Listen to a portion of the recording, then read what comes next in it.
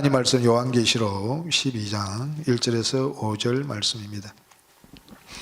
요한계시록 12장 1절에서 5절 말씀 다 같이 봉독하시겠습니다. 하늘에 큰 이적이 보이니 해를 입은 한 여자가 있는데 그 발날에는 달이 있고 그 머리에는 12별의 멸관을 썼더라. 이 여자가 아이를 배어 해산하게 되매 아파서 애써 부르짖더라. 하늘에 또 다른 이적이 보이니 보라 한 큰 붉은 용이 있어 머리가 7이요 뿔이 10이라. 그 여러 머리에 7 멸관이 있는데 그 꼬리가 하늘별 3분의 1을 끌어다가 땅에 던지더라. 용이 해산하려는 여자 앞에서 그가 해산하면 그 아이를 삼키고자 하더니 여자가 아들을 낳으니 이는 장차 철장으로 만국을 다스릴 남자라. 그 아이를 하나님 앞과 그 보좌 앞으로 올려가더라. 아멘. 계시록 5장 다시 또 한번 보시겠습니다. 계시록 5장 1절과 7절만 읽겠습니다. 계시록 5장 1절과 7절 다 같이 봉독하시겠습니다. 내가 봄에 보좌에 앉으신 이의 오른손에 책이 있으니 안팎으로 썼고 7인으로 봉하였더라. 7절 다 같이 읽겠습니다. 어린 양이 나와서 보좌에 앉으신 이의 오른손에서 책을 취하시니라. 예. 다른 제목으로 이제 설교하려고 오는데 이번에 오늘 최 목사님 같이 타고 왔거든요. 최 목사님께서 말씀하시기를 이 요한계시록 5장에 나오는 어린 양에 대해서 이야기할 때 항상 제가 마지막에 설교하니까 조금 아쉽다 그런 말씀을 하시더라고요. 아, 이것이 하나님의 음성이구나. 그래서 이 계시록 5장에 나오는 어린 양에 대해서 좀 확실히 증거해야 되겠구나 그런 생각으로 제가 제목을 바꿔봤습니다. 봉함된 책을 여시는 어린 양이 해를 입은 한 여자이시다. 7인으로 봉함된 말씀을 여시는 어린 양이 해를 입은 한 여자이시다. 이 점으로 말씀을 드리겠습니다. 여기서 나오는 어린 양을 전부 다 존재론적 삼위일체 신간 안에서는 어떻게 봤냐 하면 초림하신 예수가 육체로 부활해서 공중으로 육체로 부활해서 아버지 보좌 우편에 계시다가 그 아버지 우편에서 보좌에 앉으신 어린 양이 보좌에 나아가서 책을 떼는 것을 전부 다 해석을 했습니다. 존재론적 삼위일체 44개 신조로 믿으면 그렇게 믿을 수밖에 없습니다. 그리고 마지막 7인으로 포함되어 있기 때문에 이 땅에 교회가 하나도 없는 때가 온다고 마태복음 24장 37절에 39절에 말씀하고 있습니다. 한번 보시겠습니다.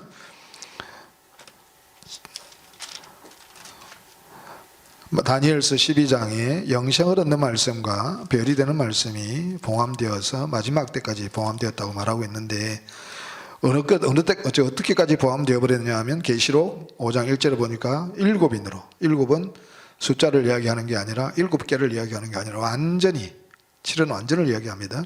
완전히 포함되었기 때문에 이 땅에 주 예수들이 인자가 하나도 없는 때가 온다. 구원받지 못하는 사람, 구원받은 사람들 단 한 사람도 없는 때가 온다. 그런 때가 온다고 말씀하고 있습니다. 마태복음 24장 37절 39절 한번 보시겠습니다. 노아의 때와 같이 인자의 임함도 그러하리라. 홍수전에 노아가 방주에 들어가던 날까지 사람들이 먹고 마시고 장가들고 시집가고 있으면서 홍수가 나서 저희를 다 멸하기까지 깨닫지 못하였으니 인자의 임함도 이와 같으리라. 요 인자도 어떤 인자로 생각했냐 하면 초림하신 예수가 이 땅에 영원전부터 계신 아들 예수가 이 땅에 오셨다가 십자가에서 죽으시고 다시 3일 만에 몸과 육체를 입고 아버지 보좌 우편에 계시다가 장차 오시는 그 예수를 이야기했습니다. 초림하신 예수를 이야기했습니다. 그렇게 믿으면 절대로 하나님이 천지 창조의 목적이 이루어지지가 않고 우리가 구원을 받을 수가 없습니다. 요 인자나 계시록 5장 7절에 나오는 어린 양이나 계시록 12장에 나오는 해를 입은 한 여자나 동일 인물입니다. 그렇게 믿지 않으면 절대로 우리가 구원을 받을 수가 없습니다. 그래서 존재론적 삼일체 신간 안에 있는 사람들 한 사람도 구원을 받을 수가 없습니다. 그래서 이 존재론적 삼일체 신간 때문에 교회가 하나도 없는 때가 와버린 겁니다. 완전 일곱인으로 봉해져 버렸습니다. 한번 보시겠습니다. 이 초림하신 존재로 삼일째 신관대로 믿으면 마태복음 24장에 37절 39절에 나오는 인자도 몸과 육체로 부활하셔서 아버지 우편에 계시다 오시는 그 인자로 믿어지게 되고, 계시록 5장에 나오는 어린 양도 몸과 육체로 부활해서 아버지 우편에 있는 그 어린 양이 책을 떼는 것으로, 책을 취하는 것으로 해석할 수밖에 없습니다. 그러나 그렇게 믿으면 절대로 우리가 구원을 받을 수가 없습니다. 한번 보시겠습니다. 아타나시우스의 삼위일체 신조 44개 신조 중에서 3번에 보면 이 신앙은 다음의 것들이다. 우리는 삼위일체 대신 한 분 하나님을 믿는다. 한 분 하나님을 믿는다고 하면서, 삼위일체 대신 한 분 하나님을 믿는다고 하면서 4절에 보니까 이 삼위일체는 인격을 혼합한 것도 아니에요. 그 본질을 나눈 것도 아니다. 혼합한 것도 아니고 나눈 것도 아니니까 각자가 있다, 그렇게 말씀하고 있습니다. 5절에 한번 보시겠습니다. 또 왜냐하면 아버지의 한 인격과 아들을 다른 인격, 또한 성령의 또 다른 인격이 계시기 때문에. 인격은 생명에서 나옵니다. 그래서 다른 인격이고 다 다른 인격이니, 아버지 다른 인격, 아들 다른 인격, 성령 다른 인격이니까. 그러니까 인격을 혼합한 것도 아니고 생명을 혼합한 것도 아니고 본질을 나눈 것도 아니라, 그렇게 해석할 수밖에 없습니다. 그러면서 7절에 보니까 성부와 성자와 성령은 그 자체로 존재한다. 아들은 반드시 아버지의 생명을 받아야 됩니다. 그리고 아버지와 아들은 반드시 형체가 같아야 됩니다. 아버지 아들은 형체가 같고 피가 같고 생명이 같고 본질이 같고 속성이 같아야 된다. 아버지 아들은 모든 것이 똑같아야 된다. 그러니까 이 한마디, 우리 주 목사님, 해를 입은 한 여자 하시는 미석 주종철 목사님이 내놓으신 아버지와 아들은 모든 것이 똑같아야 된다, 요 하나만 봐도 이 존재론자 삼일체 신관이 다 틀렸다는 것을 알 수가 있습니다. 우주 만물을 보면 아버지와 아들이 형체가 다르고 생명이 다른 존재는 아버지와 아들은 단 하나도 없습니다. 그게 로마서 1장 20절에 우리가 만물을 보고 하나님의 일하심을 안다 그랬습니다. 그래서 이 자체로 아들이 자체로 존재한다는 것은 미쳤다 그럽니다. 제가 자체로 존재하기 때문에 난 우리 아버지 어머니 없이 태어났다 그러면, 내가 자체로 존재한다 그러면 좀 미친놈이다 그럽니다. 그런데 분명히 성경에는 예수님은 요한복음 5장 26절, 이렇게 5장 26절에 보니까 아버지께서 자기 속에 생명이 있음 같이 아들에게 생명을 주어 그 속에 있게 하셨다, 그렇게 말씀하고 있습니다. 그런데 아들은 자체로 존재하는 것이 아니고 다른 인격도 아닙니다. 아버지와 아들은 생명이 똑같아야 됩니다. 아버지 아들은 형체가 같고 피가 같고 생명이 같고 속성이 같고 본질이 같고 모든 것이 아버지와 아들은 똑같아야 된다. 그러니까 예수가 사람 형체로 오셨으니까, 예수님이 하나님 아들이라고 믿으면 아버지도 누구의 형체입니까? 사람의 형체입니다. 사람의 형체입니다. 너무나 간단한 것을 또 창세기 1장 26절에 하나님께서 가라사대 우리의 형상을 따라 우리의 모양대로 사람을 만들었습니다. 하나님의 형상대로 사람을 만들었으면 남자는 사람의 형상, 하나님의 형상입니다. 그러면 우리가 남자가 사람이면 아버지도 사람의 형체로 계시는 겁니다. 너무나 간단한 것을 이 존재론자 삼일체 신간으로 말미암아 완전히 일곱인으로 완전히 포함되어 버렸어요. 교회가 하나도 없는 때가 와버린다고 이미 우리 예수님께서 2000년 전에 예언하셨습니다. 그것이 마태복음 24장 37절 39절입니다. 그러면서 8절에 성부와 성자와 성령은 결코 창조되지 않았다. 분명히 창세기 1장 27절에 여호와께서 자기 형상, 하나님께서 자기 형상, 하나님의 형상대로 사람을 창조하시되, 거기서는 예수를 이야기합니다. 아들이신 예수를 이야기합니다. 예수는 하나님 자기 형상, 아버지의 형체대로, 형체도 같고 속성도 같고 생명도 같게, 그러니까 형체가, 아버지 아들은 형체가 같고 생명이 같고 본질이 같아야 됩니다. 그래서 27절은 예수에 대해서 이야기하고 있는데 자기 형상, 자기 형체, 형상은 속성이 아니라 형체다. 성경 전체에 형상을 속성이라고 말한 것은 단 한 곳도 없습니다. 물론 이제 하나님의 형상을 따라 모양대로 26절은 형체는 같은데 그 속에 있는 속성, 즉 생명이 주상적인 유사성으로서 비슷한 속성, 즉 생명, 양심을 이야기하는데, 그러나 그 생명까지도 우리를 바꾸어서 우리를 하나님의 형상이 되게 하는 겁니다. 즉 그것이 갈라디아서 4장 19절에 나의 자녀들아 내가 너희 안에서 그리스도의 형상을 이루기까지 내가 다시 해산하는 수고를 한다. 그렇게 말하고, 거기서 그리스도의 형상은 형체도 같고 속성이 같은 존재를 이야기합니다. 그래서 자기 형상, 형체는 반드시 형상은 형체지 속성이 아니다. 그래서 예수님께서 사람 형체로 오셨기 때문에 아버지도 사람 형체로 계신다. 반드시 아들 예수는 아버지의 생명으로 나왔다. 창조되었다. 그런데 창조되지 않았다 그래 버립니다. 그럼 창조되지 않았으면 영원부터 계신 아들입니다. 그렇게 믿으면 절대로 우리가 아버지의 생명을 얻을 수가 없습니다. 천지 창조의 목적이 에베소서 1장 5절에 그 기쁘신 뜻대로 우리를 예정하사 예수 그리스도로 말미암아 자기의 아들들이 되게 하셨으니, 즉 예수 그리스도로 말미암아 자기 아들이 되었다는 말은 한 분 하나님 아버지께서 예수 그리스도로 말미암아 생명을 분배하셔 많은 하나님의 아들들을 얻으신 하나님의 경륜이거든요. 그래서 예수에게 생명을 주어서 그 예수를 우리에게 주어서 우리가 하나님 아들 주 예수가 되게 하는 것이 천지 창조의 목적입니다. 그래서 믿음이 뭐라고 말씀하고 있습니까? 고린도서 13장 5절에 너희가 믿음에 있는가 너희 자신을 시험하고 너희 자신을 확정하라. 예수 그리스도께서 너희 안에 계신 줄을 너희가 스스로 알지 못하느냐. 그렇지 않으면 너희가 버리운 자. 반드시 예수 그리스도가 우리 속에 들어와야 계셔야만 아버지의 생명이 있고, 왜? 한 분 하나님 아버지께서 당신의 생명을 예수 그리스도로 말미암아 분배하시기 때문에.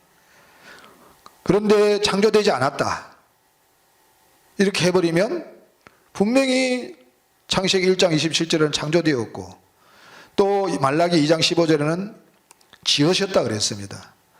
경건한 자손인 그리스도를 지으셨다. 여호와는 영이 요의하실지라도 오직 하나를 짓지 아니하셨느냐. 왜 하나만 지으셨느냐? 경건한 자손을 얻기 위해서다. 그 경건한 자손이 갈라디아서 3장 16절에 보니까 아브라함과 그 자손들이 약속하신 것인데, 여럿을 가리켜 내 자손이라 하지 아니하고 오직 하나를 가리켜 내 자손이라 하셨으니 곧 그리스도다. 그리스도만 하나님의 우리가 경건한 자손이 될 수가 있습니다. 그리스도만. 그래서 그 경건한 자손 그리스도를 넣는데 하나만 지으셨다. 영.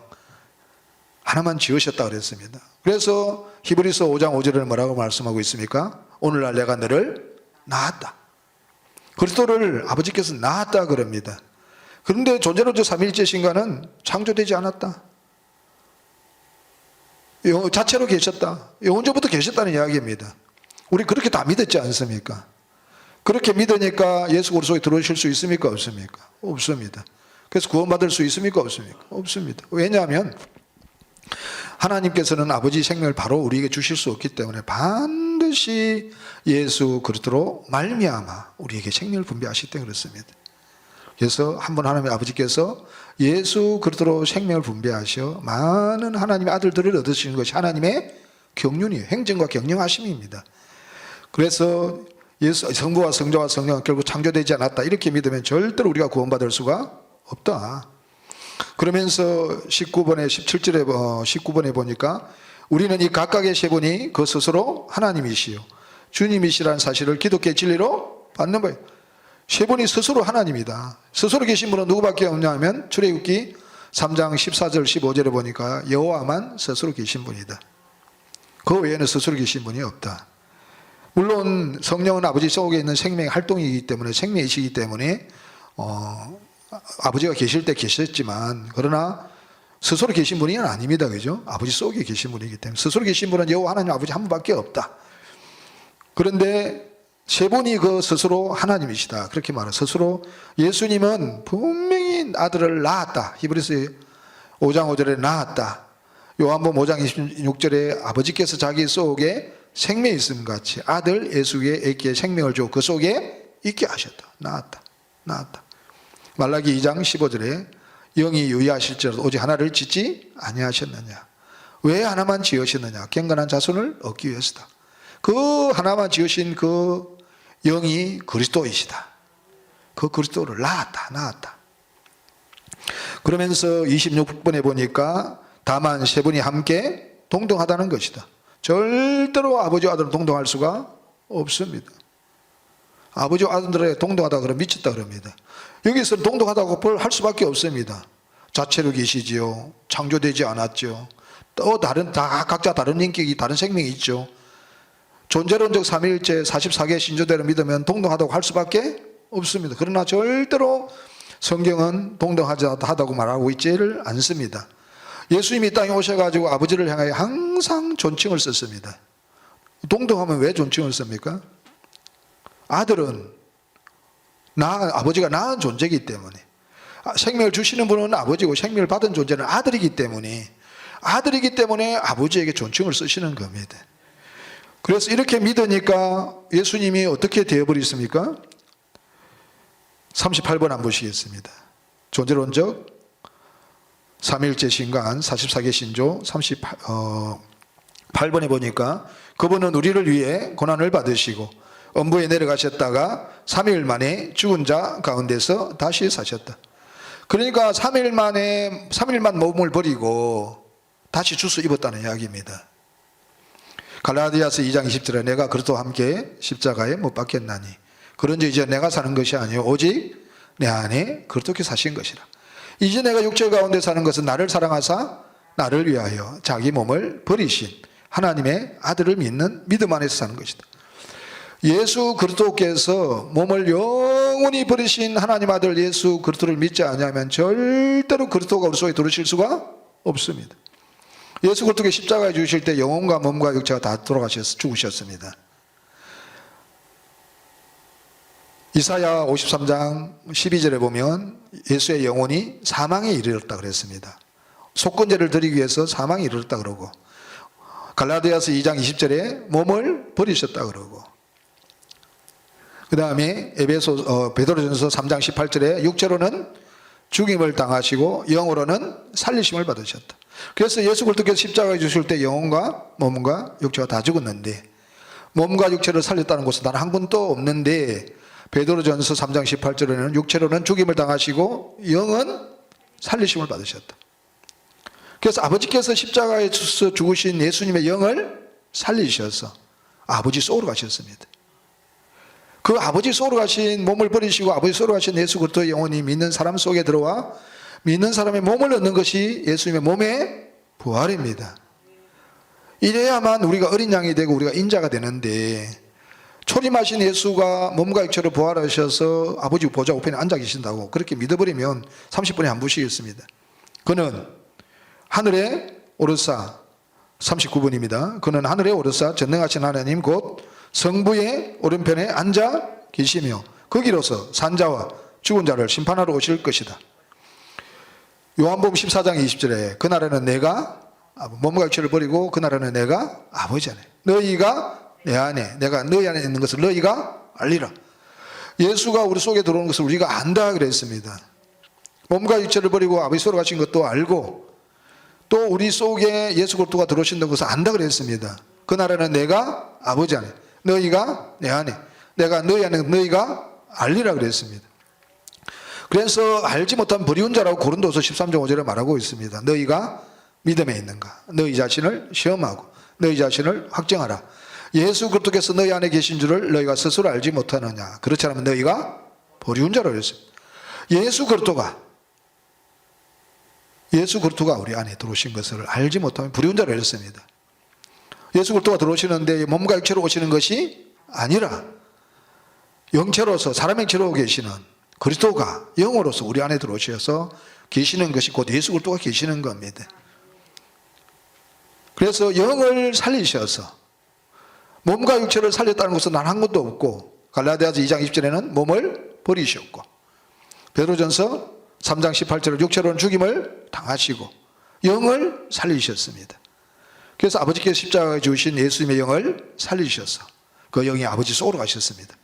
아버지 속으로 가신 몸을 버리시고 아버지 속으로 가신 예수 그리스도의 영을 믿는 사람 속에 들어와 믿는 사람의 몸을 얻으면 우리가 누가 되냐면 어린 양이 되는 겁니다. 우리가 누가 되냐면 인자가 되는 겁니다. 그래서 초림하신 예수님은 몸과 육체를 버리셨기 때문에 절대로 인자가 될 수가 없고 어린 양이 될 수가 없습니다. 그래서 마태복음 24장 마지막 때에 교회가 하나도 없는 때에 구원받은 사람이 단 한 사람도 없는 때에 인자가 임하시는데 노아의 때 같은 때 인자가 임하시는데 그 인자는 초림하신 예수가 절대로 아닙니다. 왜냐하면 예수님 몸과 육체를 버리시면 인자가 아니에요. 누구를 인자라고 하냐면 몸과 육체가 있는 예수를 인자라고 합니다. 그래서 몸과 육체를 버리신 예수가 아버지께서 십자가에 주신 예수의 영을 살리셔서 그 영이 아버지 속으로 가셨다가 그 예수의 십자가의 죽음이 내 죽음이다. 왜냐하면 예수님께서 우리의 과거의 죄, 현재의 죄, 미래의 죄를 다 담당하시고 십자가에 죽으셨고 그 예수가 내 죄를 담당하셨기 때문에 그 죽음이 내 죽음이라고 믿으면 그리스도가 영으로서 영체로 사람 형체로 하나님의 씨로 우리 속에 들어와서 우리의 몸을 얻으면 우리가 그리스도의 몸이 되고 그리스도께서 믿는 자의 몸을 얻으면 믿는 자의 몸이 그리스도의 몸이 됩니다. 그래서 우리가 그리스도의 몸이 되면 그리스도의 몸은 예수이기 때문에 우리가 예수가 되는 것이 인자가 되는 것이고 우리가 예수가 되는 것이 어린 양이 되는 것입니다. 이렇게 믿지 아니하면 절대로 우리가 구원을 받을 수가 없습니다.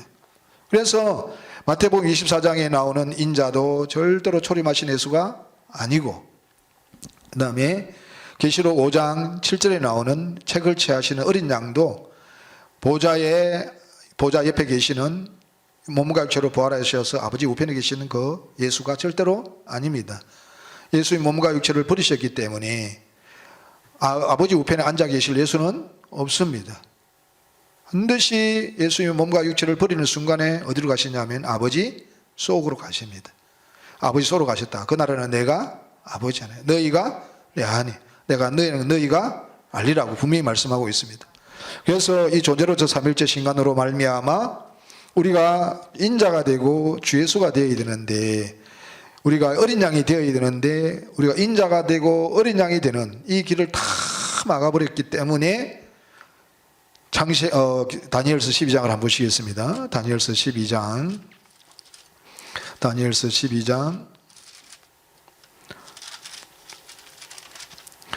2절에서 4절 말씀입니다. 땅의 티끌 가운데서 자는 자 중에 많이 껴 영생을 얻는 자도 있겠고 수욕을 받아서 무궁히 부끄러움을 입을 자도 있을 것이며 지혜 있는 자는 궁창의 빛과 같이 빛날 것이요 많은 사람을 옳은 대로 돌아오게 한 자는 별과 같이 영원토록 비치리라. 다니엘아 마지막 때까지 이 말을 간수하고 이거를 봉함하라. 많은 사람이 빨리 왕래하며 지식이 더하리라. 별이 되는 말씀, 영생 얻는 말씀을 봉함하라 그랬습니다. 봉함하라 그랬습니다. 몇 인으로 봉함됐다고 계시록 5장 1절에 말하고 있습니까? 7인으로. 다시 우리 한번 보시겠습니다. 계시록 5장 1절을 한번 보시겠습니다. 계시록 5장 1절 다 같이 봉독하시겠습니다. 내가 보매 보좌에 앉으신 이의 오른손에 책이 있으니 안팎으로 쓸고 7인으로 봉하였더라. 영생 얻는 말씀, 별이 되는 말씀이 마지막 때까지 봉함되었는데 몇 인으로 봉함되냐 하면 7인으로 봉함되어 버렸습니다. 7인으로 봉함되니까 어느 누구도 영생 얻는 말씀을 열 수가 없었습니다. 저는요 제가 우리 주목사님을 만나고 제일 충격을 받은 것이 아버지와 아들 관계는 생명관계다. 영생을 얻어야 우리가 하나님의 아들이 된다. 이 말씀을 듣고 저는 충격을 받았습니다. 영생을 얻어야 아버지의 생명을 받아 아들이 된다는 말씀 단 한 번도 들어보지 못했기 때문에 28년 동안 신앙생활 하면서 신학 가가지고 선교사 갈 정도 되면 제가 아프리카 선교사로 그 2년 가까이 갔다 왔거든요. 선교사까지 갈 정도 되면 거기는 뭐 소똥집에서 살고 그렇게 저는 알고 갔었어요. 근데 소똥집에서 살지는 않았습니다. 그런 믿음으로 갔었어요. 제가 얼마나 믿음이 좋았겠어요. 그런 그 믿음이 있는 나도 영생 얻는 말씀, 별이 되는 말씀, 아버지의 생명을 받아야 하나님 아들 된다는 말씀을 단 한 번도 들어본 적이 없었어요. 놀랍게도 2004년도 10월 셋째 주에 강주에 가서 우리 주 목사님께서 말씀을 전하시는데 아버지와 아들을 가는 생명관계고 아버지의 생명이신 영생을 얻어, 창조되지 않는 아버지 하나님의 생명인 영생을 얻어야 우리가 하나님 아들이 된다. 그 영생을 우리에게 바로 줄 수 없기 때문에 예수 그리스도로 말미암아 우리에게 주신다. 그래서 요한복음 5장 26절에 아버지께서 자기 속에 생명이 있음 같이 아들에게 생명을 주어 그 속에 있게 하셨다. 그래서 요한일서 5장 20절에 또 하나님의 아들이 이를 우리에게 지각을 주사 참된 자를 알게 하신 것과 또한 참된 자 곧 그의 아들 예수 그리스도 안에 있는 것이니 그는 참 하나님이요 영생이다. 예수 그리스도가 참 하나님이요 영생이다. 그 예수 그리스도가 우리 안에 있어야 우리가 아버지의 생명이신 영생이 있다. 그래서 고린도서 13장 5절에 너희가 믿음이 있는가? 너희 자신을 시험하고 너희 자신을 확정하라. 예수 그리스도께서 너희 안에 계신 줄을 너희가 스스로 알지 못하느냐. 그렇지 않으면 너희가 버리운 자. 저는 고린도후서 13장 5절 고린도 전후서를 제가 굉장히 많이 읽었거든요. 왜냐하면 고린도 전후서는 은사 많잖아요. 은사가요. 그러니까 능력 받아야 안 싸운다. 저는 이 복음 받기 전에 우리 집사람하고 12년 동안 막 하루도 안 싸울 날이 없었습니다. 그러니까 왜 케냐 가가지고 나는 갈 때 그렇게 말했거든요. 성도들에게 나는 아프리카 가서 뼈를 그랬는데 2년도 못 채우고 돌아왔어요. 왜 돌아왔냐면 너무나 많이 싸워가지고 참 어떻게 그렇게 싸웠을까요? 그래서 능력 받아야 안 싸운다 그래가지고 흰돌산에 가면 능력 받는다 그래가지고 윤석재 목사님에게 10년 동안 쫓아다니면서 고린도 전후서를 엄청 읽었어요. 그런데 고린도후서 13장 5절을 주 목사님이 말씀해 주실 때야 이런 말씀이 있었네. 포함되어 놓으니까 그렇게 성경을 읽어도 눈이 당달봉사예요. 눈은 옅어져 있지만 볼 수가 없었어요. 너무나 놀랐습니다. 그래서 이렇게 영생 얻는 말씀이 일곱인으로 완전히 포함되어 있기 때문에 어느 누구도 열 수가 없었어요. 그런데 우리 주 목사님이 포함된 말씀을 여셔서 믿는 자들이 주 예수가 된다 그러네? 계시록 12장 5절에 여자가 아들을 낳으리니 이는 장차 철장으로 만국을 다스릴 남자라 그러네? 철장으로 만국을 다스릴 남자가 계시록 2장 26절, 27절, 28절을 보니까 예수네? 예수로 말하면 예수가 된 자들이네? 와. 그래서 내가 영생 얻는 말씀, 내가 주 예수 되는 말씀을 내가 듣고 실제가 되고 내가 주 예수가 된 것을 보니까 우리 주 목사님이 해를 입은 한 여자이시네? 안 믿을래야 안 믿을 수가 없어요. 안 믿을 수가 없어요. 그런데 이제 제가 이 복음을 받고 너무나 저희 자녀들에게 저희 아내에게 너무 잘못해가지고 그냥 영생 얻었으니까 내가 애들하고 자녀들하고 너무 잘못했으니까 애들 돈을 좀 많이 벌어가지고 잘 먹고 잘 살게 해야 되겠다. 그래가지고 세상에 돈 벌러 나갔지 않습니까? 근데 이제 완전히 물질도 파산하고 우리 집사람 더 돌아버려가지고 정신병원까지 가고 우리 수빈이 공황장애까지 와가지고 주님 왜 이러십니까? 나 좀 가만히 놔두세요. 나만대로 살다가 좀 일진척가 더 좋으니까 제발 나 좀 내버려 두세요. 아니다. 너는 주 목사님이 어떤 분인지 증거해야 된다. 제가 이제는 제가 전하고 싶어서 전하지만 처음에는 제가 전하고 싶어서 전한 게 아닙니다. 우리 주 목사님 해를 입은 한 여자라고. 근데 하나님께서 전해 네 사명이라 그러니까 저는 전했습니다. 그래서 계시록 12장에 이 영생 얻는 말씀을 전하시는 분, 우리가 주 예수 되는 말씀, 이것을 전하시는 분이 해를 입은 한 여자인데 여자가 아들을 낳으니 교류를 낳는데 아들을 교류를 낳는데 그 교류로 말미암아 누가 되냐면 철저하로 만국을 다스릴 남자, 주 예수로 말미암아 주 예수가 된다는 말씀을.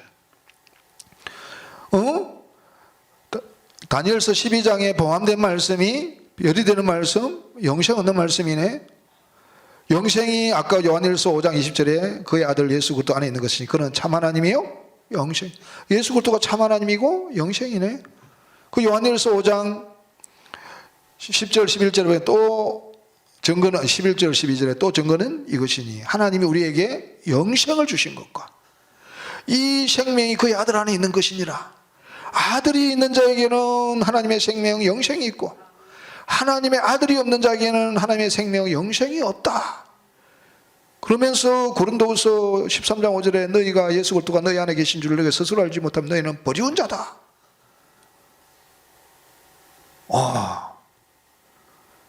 내가 영생되고 그 다음에 별이 되는 말씀 계시록 22장 16절에 나 예수는 교회들을 위하여 내 사자를 보내고 이것들을 너희에게 증거하게 하였노라. 나는 다윗의 뿌리요 자손이니 곧 강명한 새벽별이다. 예수 그리스도가 새벽별이라고 그러네.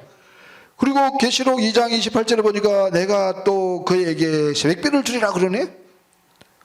이기는 자에게 그에게 예수로 말미암아 예수된 우리에게 새벽별을 주어서 우리가 주 예수 되게 한다 그러네.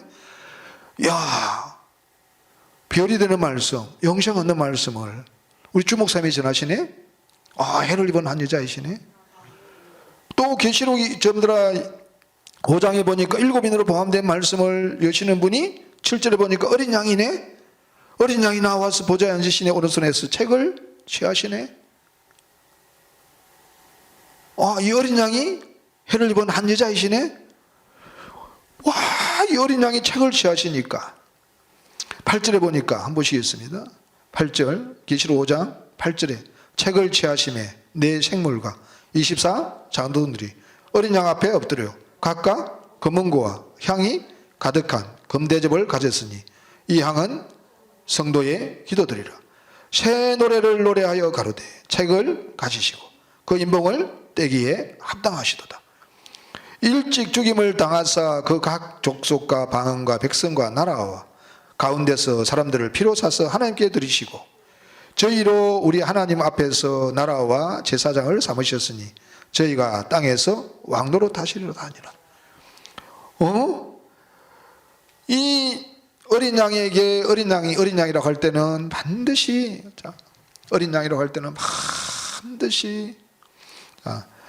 예수님께서 여호와의 영광이십니다. 우리가 먼저 한번 보시고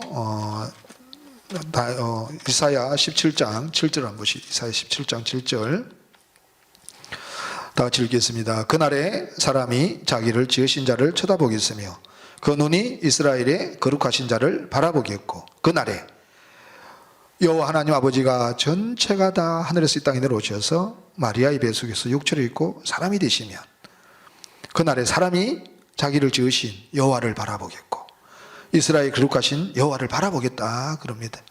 이사야 40장 5절을 보니까 그 예수 그리스도가 여호와의 영광이다.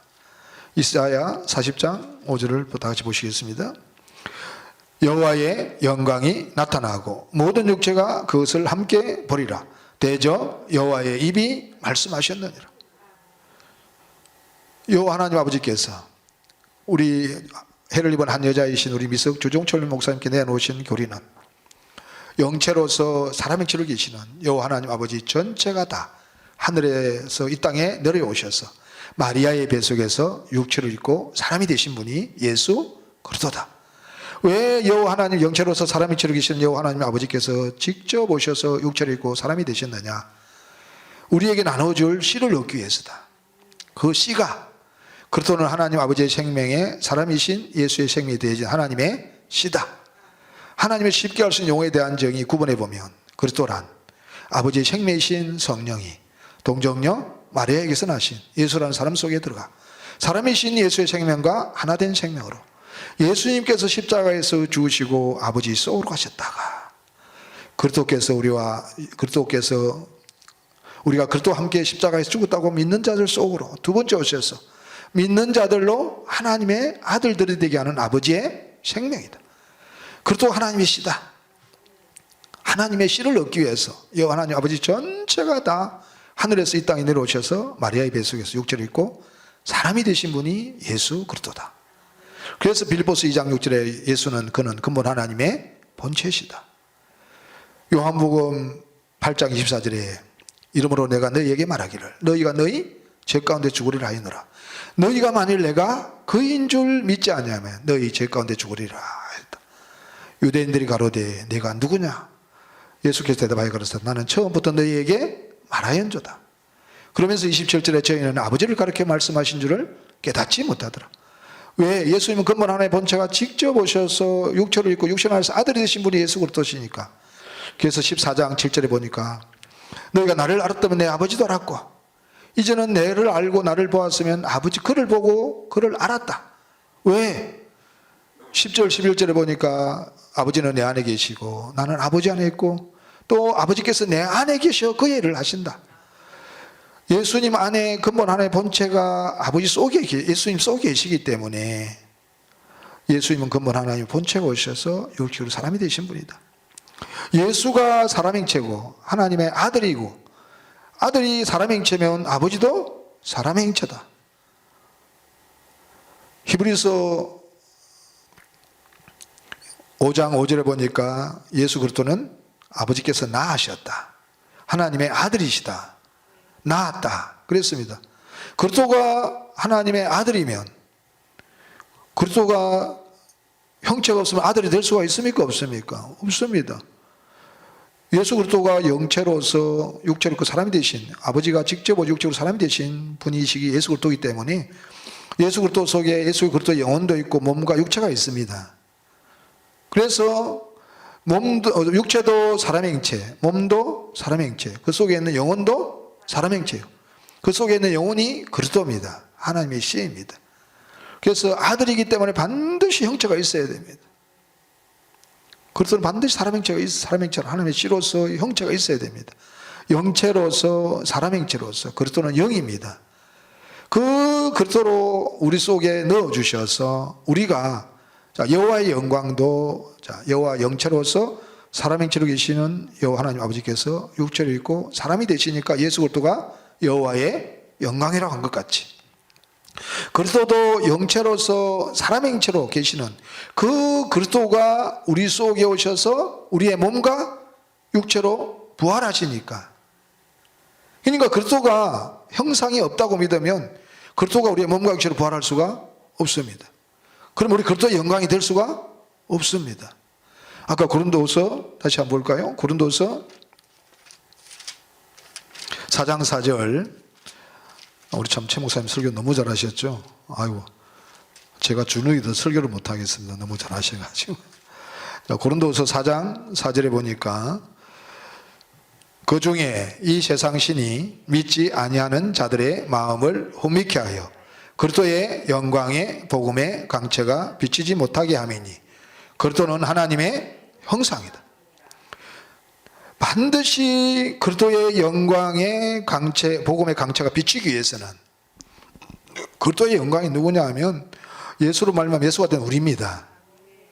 우리가 예수가 되기 위해서는 우리가 반드시 예수가 우리의 몸과 육체로 부활해야 됩니다. 예수님께서 우리 몸과 육체로 부활하기 위해서는 반드시 그리스도가 영체로 사람의 형체로 우리 속에 오셔서 우리의 몸과 육체로 부활해야만 그리스도의 영광의 강체가 우리가 비치는 겁니다. 그래서 예수님께서는 우리 다 전체가 다 그리스도는 하나님의 형상이다. 하나님의 형상대로 지은 사람이 첫사람 아담이에요. 아까 고린도전서 11장 4절에 남자는 하나님의 형상이다. 왜? 하나님의 형상을 따라 모양대로 지음을 받았기 때문에 남자는 하나님의 형상이고 영광이다. 우리 남자가 사람이니까 하나님의 형상도 사람입니다. 그래서 여호와가 누구 형체로 계십니까? 사람 형체로 계시는 겁니다. 그래서 우리가 아까 봤듯이 창세기 18장에 아브라함이 브엘세바에 아니죠. 여호와께서 아브라함에 나타나셨는데 누구의 형체로 나타났습니까? 사람의 형체로. 사람 셋이 나타났는데 그 중에 한 분은 여호와시고 둘은 천사라고 말하고 있습니다. 여호와는 사람의 전부 다 얼마나 여호와가 사람 형체라고 성경 곳곳마다 말씀하고 있습니다. 사람 형체로 계시는 여호와를 얼마나 많은 사람들이 봤습니까? 사람 형체입니다. 여호와는 사람 형체입니다. 그러면 아들 그리스도도 사람의 형체입니다. 그 그리스도가 사람 형체로 하나님 형체라고 하나님의 형상이라고 믿지 않으면, 아버지의 형체라고 믿지 아니하면 절대로 우리가 구원받을 수가 없습니다. 왜? 그리스도는 하나님의 아들이기 때문에 아들은 반드시 하나님 쉽게 할 수 있는 용어에 대한 정의에 아버지와 아들은 형체가 같아야 된다. 생명이 같아야 된다. 분명히 요한복음 5장 26절에 아버지께서 자기 속에 생명이 있음 같이 아들에게 생명을 주고 그 속에 있게 하셨기 때문에 생명은 같습니다. 형체가 꼭 같아야 됩니다. 이 사탄이요, 이 영생 얻는 말씀을 하나님이 열어놓으니까 무엇으로 또 방해를 하냐면 형체를 가지고 방해를 합니다. 이거요, 이 주목사님 아니고는 열 수가 없습니다. 해를 입은 한 여자가 얼마나 대단한 존재인지를 아셔야 됩니다. 아셔야 돼요. 그리스도가 형체로 오셔서 우리가 몸과 육체로 부활하니까 우리가 그리스도의 영광의 복음의 광채가 비치는 겁니다. 다시 우리가 요한복음 7장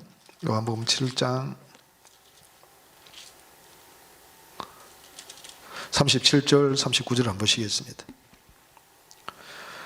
명절 끝날 곧 큰 날에 예수께서 서서 외쳐 가라사대 누구든지 목마르거든 내게로 와서 마시라. 나를 믿는 자는 성경의 이름과 같이 그 배에서 생수의 강이 흘러나리라 하시니 이는 그를 믿는 자에 받을 성령을 가르쳐 말씀하신 것이라.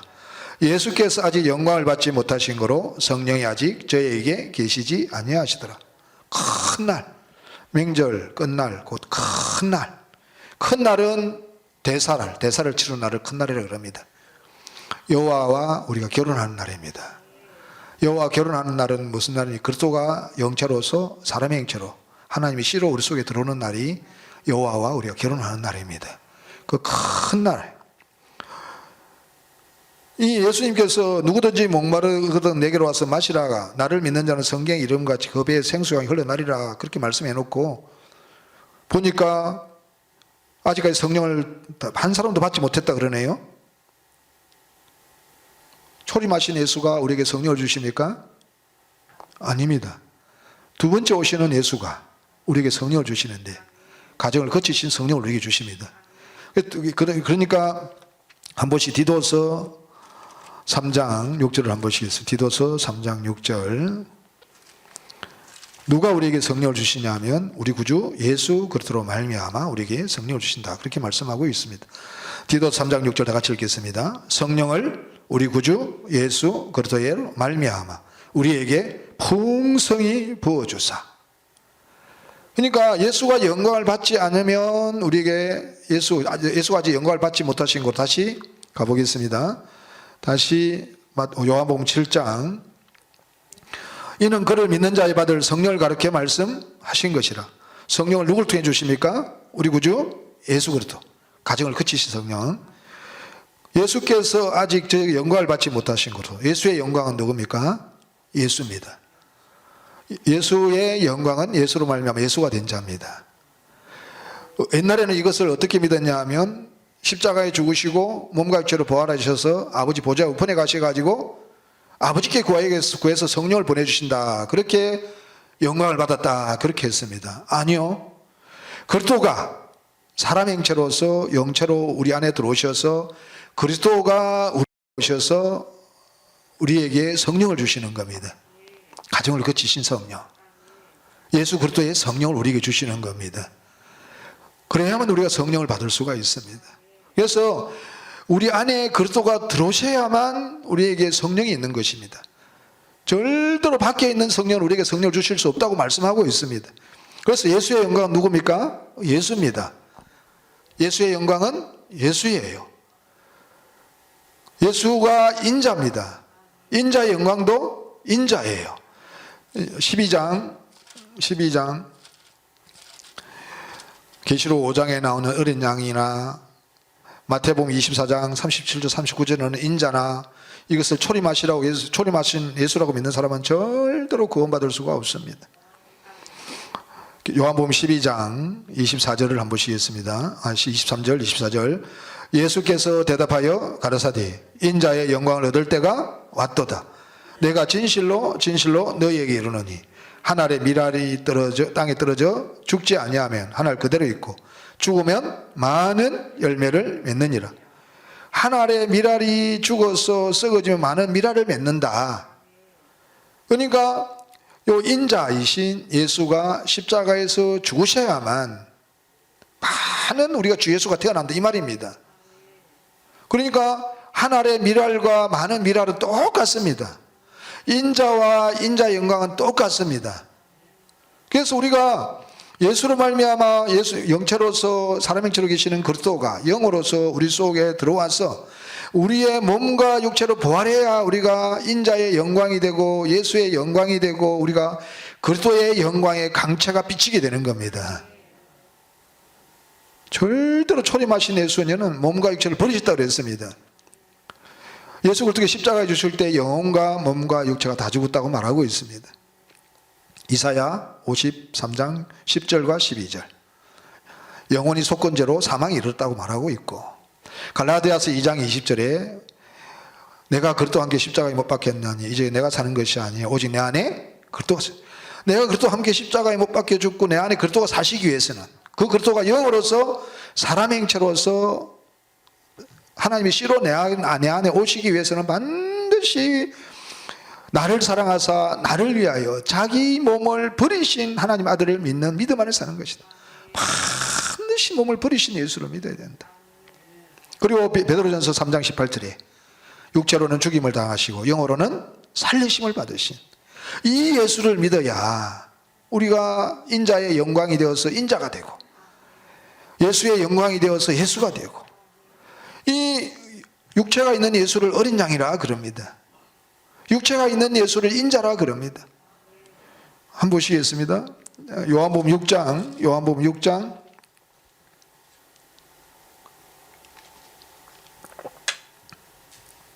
53절 54절 한번 보시겠습니다. 예수께서 이르시되 내가 진실로 진실로 너희에게 이르노니 인자의 살을 먹지 아니하고 인자의 피를 마시지 아니하며 너희 속에 생명이 없느니라. 살과 피가 있는 문자적인 아니지만 살과 피가 있는 예수를 인자라 그럽니다. 그러면서 54절에 내 살을 먹고 내 피를 마시는 자는 영생을 가졌고 마지막 날에 내가 그를 다시 살리리라. 물론 인자의 살은 하나님의 선을 이야기하고 인자의 피는 진리 대신 한 분 하나님을 이야기하는데 분명히 살과 피가 있는 분을 인자라 그러고 예수라 그럽니다. 그 예수를 어린 양이라 그럽니다. 요한복음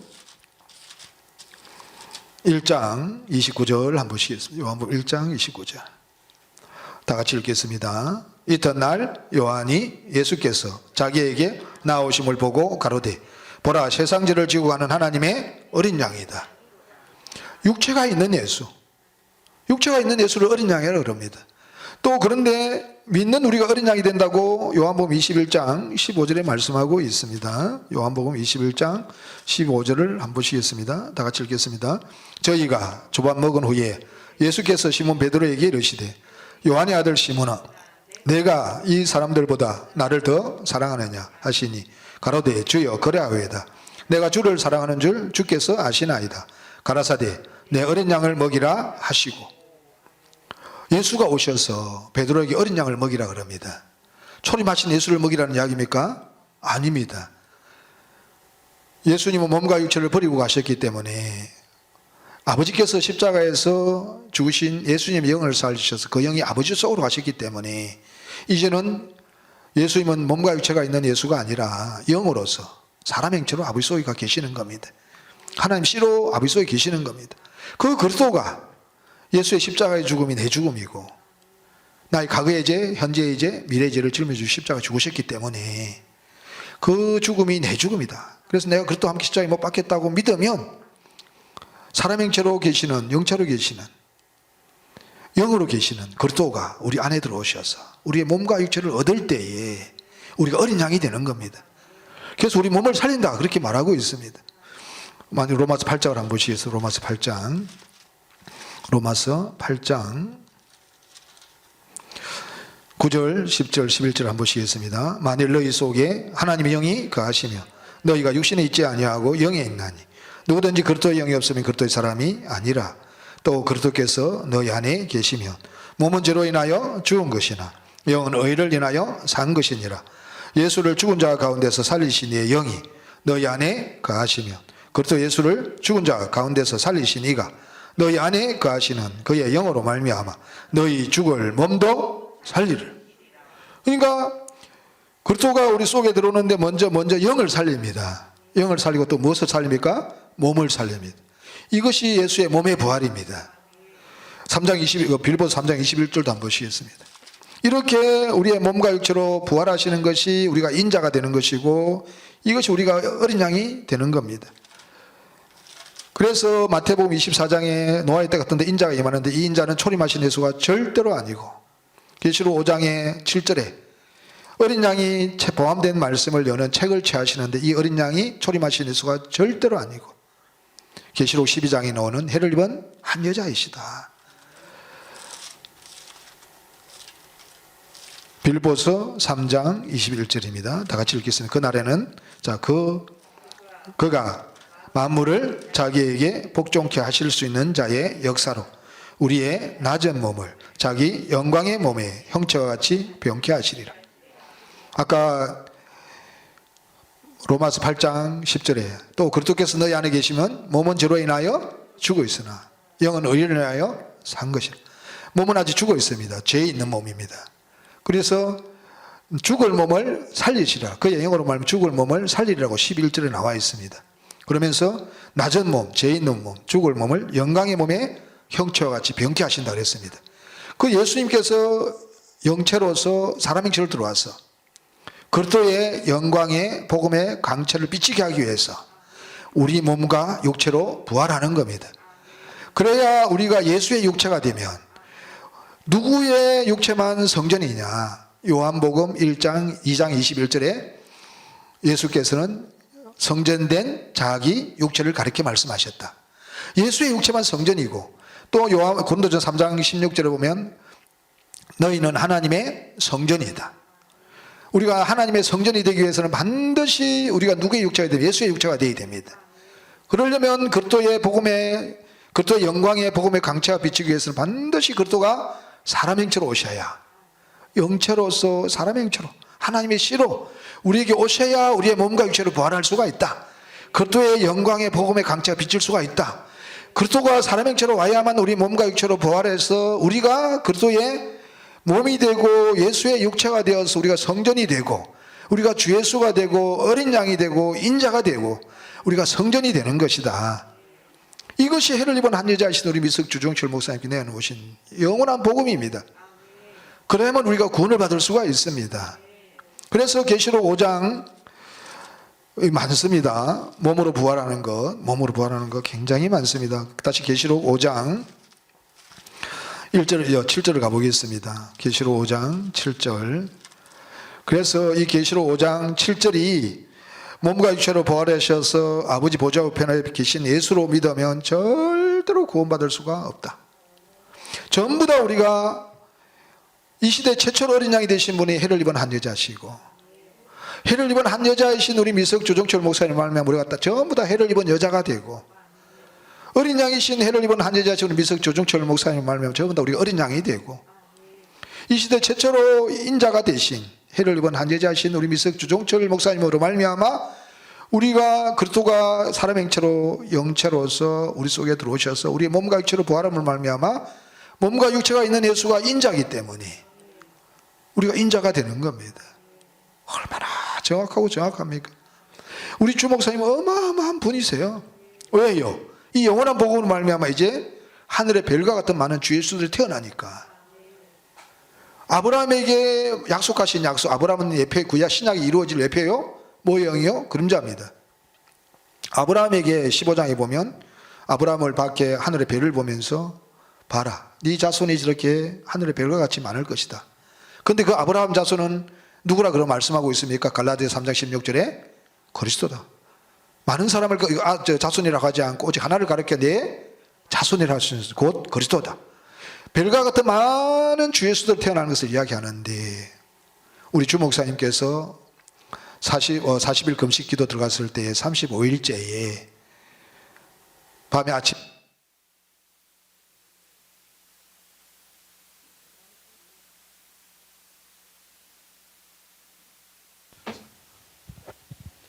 35일째에 새벽 예배를 드리시고 밤새도록 철야하시고 새벽 예배를 드리시고 숙소에 오셨는데 그 영이 이끌려 크고 높은 산에 올라갔는데 하늘에 수많은 먼저 새벽별을 보여주시고 그 다음에 수많은 하늘에 별을 많이 보여주셨다.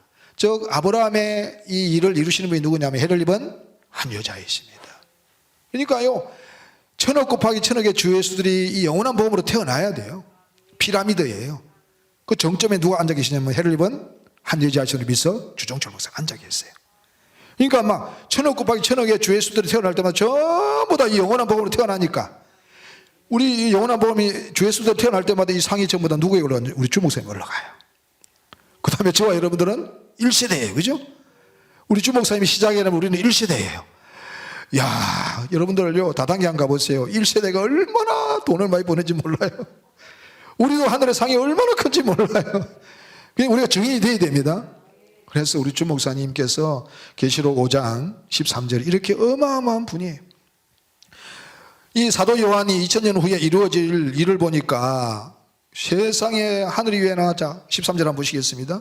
내가 또 들으니 하늘 위에와 땅 위에와 땅 아래와 바다 위에와 또 그 가운데 모든 만물이 가로되 보좌에 앉으신 이와 어린 양에게 찬송과 존귀와 영광과 능력을 세세토록 돌릴지다 하시니. 어린 양은 반대 육체가 있는 예수입니다. 우리 주 목사님이 계신 곳이 바로 보좌 앞이에요. 그러니까 사도 요한도 누구에게 경배하고 있어요? 보좌에 앉으신 이와 그 앞에 있는 어린 양에게 경배를 하고 있는 거예요. 바울도. 그래서 우리 주 목사님 바울보다 더 크신 분입니다. 어마어마하신 분이에요. 우리가 그분을 통해서 영생의 말씀을 들어서 주 예수 되었다는 것. 불과 요한무시에서 나왔다는 이 하나만 해도요 너무너무 감사하고 또 우리가 얼마나 큰 은혜를 입었는지 1세대에 주셔가지고 우리를 통해서도 어마어마한 주 예수도 태어납니다. 그죠? 물론 우리의 모든 상이 주 목사님이 가지만 또 우리 밑에서 태어나는 사람들마다 전부 다 또 상이 누구에게 올라와요? 우리가 전도할 때마다 우리에게 올라와요. 저와 여러분들은 어마어마한 존재입니다. 특별히 우리 주 목사님은 어마어마하신 분입니다. 아버지 다음으로 크신 분이 우리 성경에 오리라고 예언된 세 사람 중에 한 분이신 미석 주종철 목사님입니다. 우리 그분의 말씀을 철저히 순종해서 우리가 속히 온전한 주 예수가 되어서 이 복음의 산 정인들이 되어서 정말 하늘에 다 큰 자들이 되시기를 주의 이름으로 축원합니다. 주님 고맙고 감사합니다. 아버지께서 저희들을 사랑하여 주셔서 해를 입은 한 여자 하시는 미석 주종철 목사님을 이 시대에 보내주셔서 참으로 고맙고 감사합니다. 우리 주 목사님과 사모님 영영을 강건한 붙잡아 주시고 건강히 오래오래 사시게 도와주시옵소서. 제자들을 속히 온전한 주 예수 만들어 주셔서 이 복음을 들고 생명을 걸고 세계로 나아갈 수 있도록 복의 복을 다하여 주시옵소서. 주 예수님으로 말미암아 주 예수님의 생명을 받고 주 예수가 된 하나님 아들 고영철 목사가 기도드렸습니다. 아멘.